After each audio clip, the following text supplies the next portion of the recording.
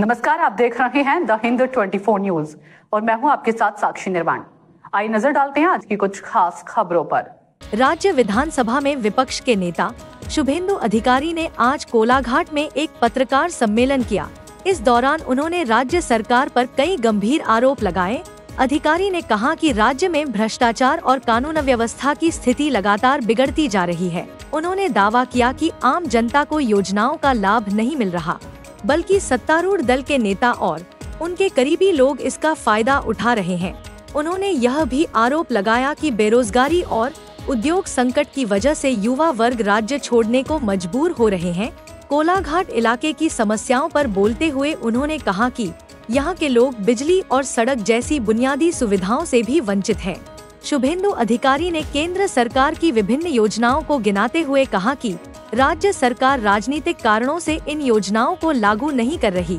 उन्होंने आश्वासन दिया कि जनता के अधिकार और न्याय की लड़ाई वे सड़क से सदन तक जारी रखेंगे।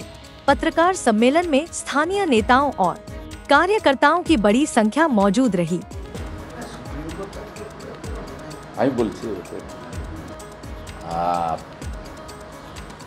আমি আপনাদেরকে এই পূর্ব মেদিনীপুরের মাটিতে আপনাদের সঙ্গে মিলিত হয়েছি।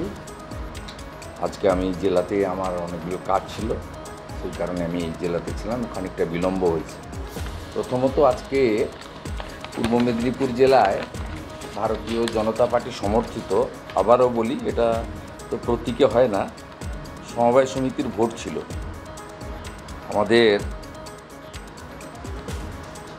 ভগবানপুর বিধানসভার ভগবানপুর 1 নম্বর ব্লকের পূর্ব রাধাপুর সমবায় কৃষি উন্নয়ন সমিতি, এখানে ভারতীয় জনতা পার্টির মানসিকতা যারা রাষ্ট্রবাদী, যেহেতু প্রতীক থাকে না আমরা দলের কথা বলি না, রাষ্ট্রবাদীরা আজকে এটাই যে অবিলম্বে অযোগ্যদের চাকরি দেওয়ার ক্ষেত্রে অভিযুক্তদের বিরুদ্ধে তদন্তকারী সংস্থা কঠিন এবং কঠোর ব্যবস্থা গ্রহণ করুন।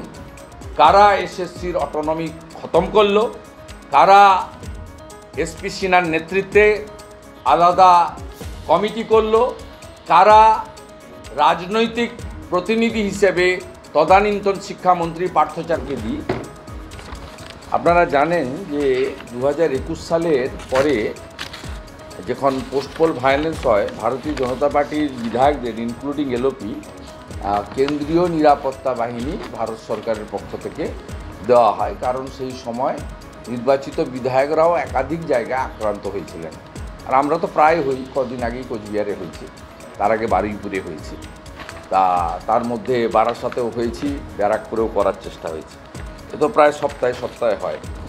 তা আমি এবং শঙ্কর ঘোষ, আমাদের চিফ হুইপ অপোজিশন, আমরা 1 আগস্ট 2024 মাননীয় স্পিকার বিমান ব্যানার্জির নির্দেশের বিরুদ্ধে কলকাতা হাইকোর্টে গেছিলাম।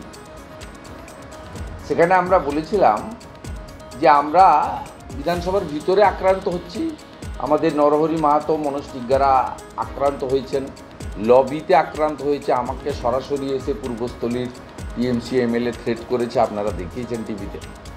তা এইসব ভিতরে বাইরে অনেক ঘটনা ঘটে, আমরা তার জন্য প্রস্তুত আছি, কারণ পশ্চিমবঙ্গে যা চলছে তাতে সাধারণ মানুষেরই নিরাপত্তা।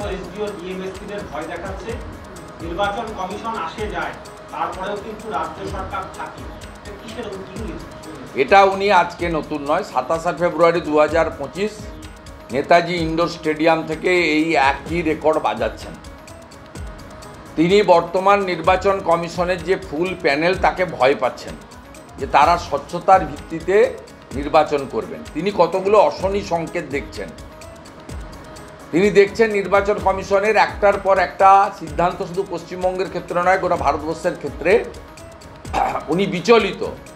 এবং সবচেয়ে বিচলিত হয়েছে কালীগঞ্জের নির্বাচনে, ওই যে সিসিটিভির যে টেন্ডার যাকে দিয়েছিলেন, আইপ্যাকের কথায় সোদপুর আলী জাফতাব দিয়েছিল, তাকে ব্ল্যাকলিস্টেড করে দিয়ে ফ্রেশ টেন্ডার করে দিয়ে 2টো করে ক্যামেরা লাগিয়ে পরিচ্ছন্নতার সঙ্গে যে নির্বাচনী প্রক্রিয়া শুরু হয়েছে এবং তার বিরুদ্ধে যে অ্যাকশান হয়েছে, তারপরে সিদ্ধান্ত কাকদ্বীপে যে ডাটা এন্ট্রি অপারেটরের এগেনস্টে এফআইআর হয়েছে, ফলস নাম তোলার জন্য, নাম ডিলিট করার জন্য, এই সব কতগুলো জিনিস দেখতে দেখতে উনি যেগুলো ভয় দেখিয়ে চমকে নবান্ন থেকে গৌতম সান্যালদের দিয়ে, সৌমেন ব্যানার্জিদের দিয়ে, আগে হরিকৃষ্ণ দ্বিবেদী তিনি এখনও আছেন, সঙ্গে মনোজ পন্দের দিয়ে যে চমকানোর কাজটা করে তিনি ডিএমদের মাধ্যমে করিয়েছেন।